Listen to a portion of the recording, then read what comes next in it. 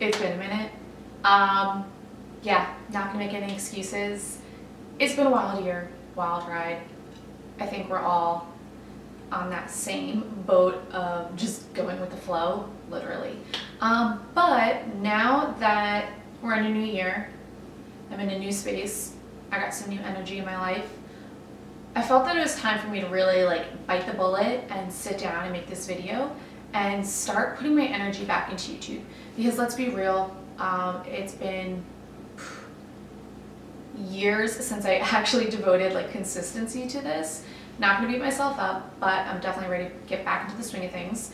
And we're gonna kick this off with a video discussing boundaries. And that's because I myself have noticed a massive shift in my boundary setting for the past year.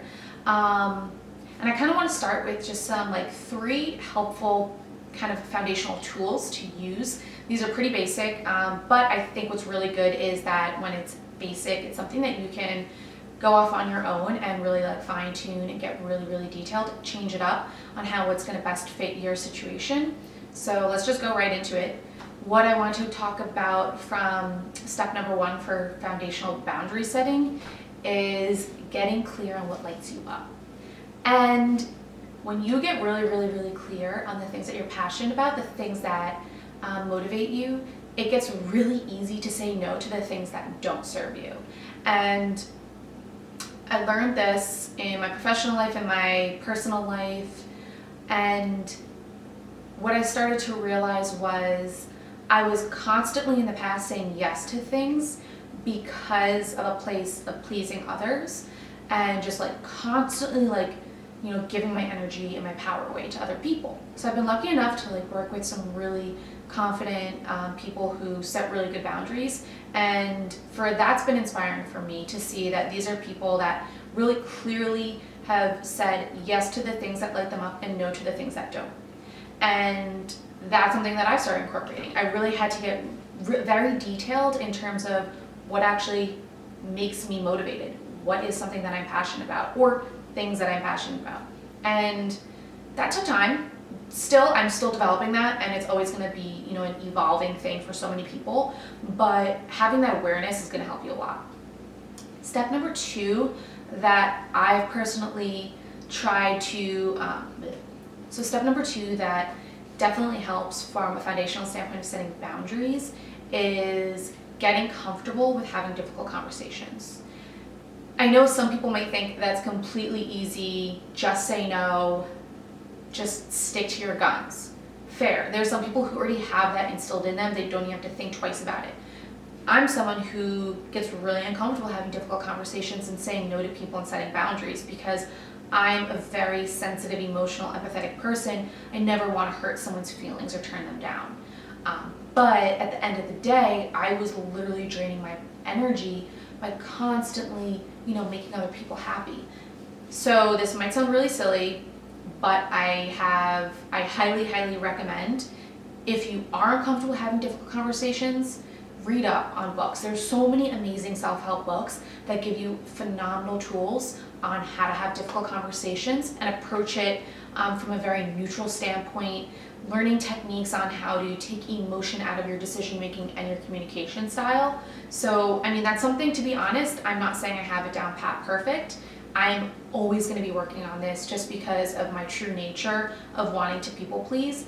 But at the end of the day, these are skills and tools that you can utilize, coming from a rehabilitated people pleaser. But just start reading on these things. You know what I mean? It's slow and steady. Don't feel like you have to rush yourself. And I'm not a perfect person. I'm still having days where I might not set the best boundaries, but have the awareness and know that there's going to be ups and downs, and that's okay.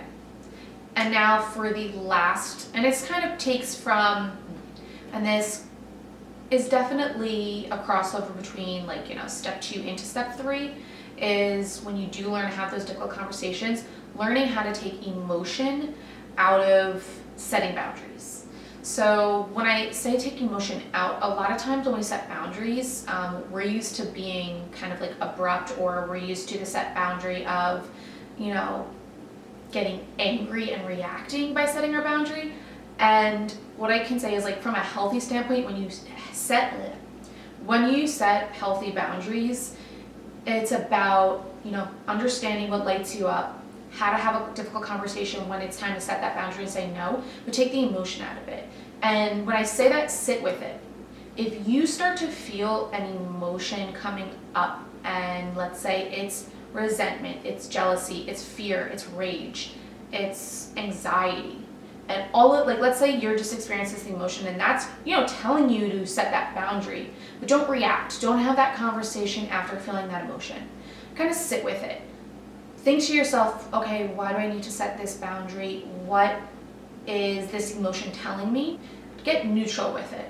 So look at the emotion, sit with it, but learn how to set that boundary once you've sat with that emotion and you're not allowing it to dictate the direction or the way that you're communicating. So once you do, and I'm someone who's very emotional. I have reacted very, very quickly in the past, and I know that for myself as an emotional person, when I sit with it, when I allow myself to digest that emotion, it's true, I really do communicate more effectively later on and set that boundary, and then that boundary sticks. And I'm able to uphold my respect with that individual, the understanding, and for them and myself to move forward and not allow it to be something that pulls us down. So once you just kind of sit with it, don't allow your emotion to dictate your reaction, and then that's how you're able to move forward. So guys, I know these are pretty simple, they're pretty basic, but they're the fundamentals. And there's so much more that you can learn and utilize to set boundaries, but you've got to start somewhere. And this video is for the people who want to get that start, and that they know they want to learn how to set healthy boundaries in their life, but they don't know how to get started. This is, kind of the video that helps, anyone looking for some basic tools, and then you're able to really dive deeper into that. Hopefully, there'll be more videos, and I definitely want to do so, because one of my boundaries that I set for myself for 2021 is to, be able to allow myself to say no to the things that drain me and have that energy to be used towards the things I love to do. And YouTube was something that I was able to drive, my passion, or, motivate myself to, take on so many years ago, and I haven't been able to do that. And I don't want to beat myself up over it anymore. Instead, I want to be proactive and really start taking my free time and allowing myself to, be able to do things like this that I love. So that's my boundary for 2021 is, instead of filling up my free time with, scrolling my phone, watching TV, I'm trying to set that boundary and be more, productive in my free time and do things that are creative, that are fun, that are out of my comfort zone. I would love to hear what healthy boundary you guys want to set in your life. So put it down in the comment section below. Let it out, just, put it out to the universe, share it with us. And then subscribe, guys, because I definitely am ready to bring out some more videos for you guys.